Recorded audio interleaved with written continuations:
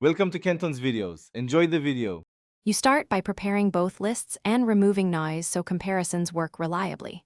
First, create a helper column and run trim and upper to normalize spacing and case. Use substitute to drop common punctuation. Once done, create a simplified key, for example, remove symbols and extra words, because Excel matches best when strings are consistent. Make sure both source and target use the same normalization rules. This step reduces false negatives and speeds up the next matching actions. Now you perform the actual fuzzy match using Power Query or the Microsoft Fuzzy Lookup add-in.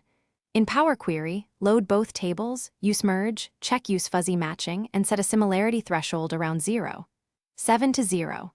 9. Lower thresholds produce more hits but more false positives. Once merged, include the score column so you can assess match quality, then expand the matched fields back to the worksheet. Make sure to sample results. Adjusting threshold and transformation steps improves precision. Finish by filtering matches by score and building a final mapping table that you apply to the original data with index/match or VLOOKUP. Once applied, scan low-score rows and resolve them manually or with additional rules.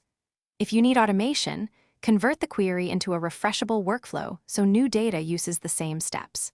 Troubleshooting tip: if you see many wrong matches, raise the similarity threshold and refine normalization rules. Consistent preprocessing is the most common fix.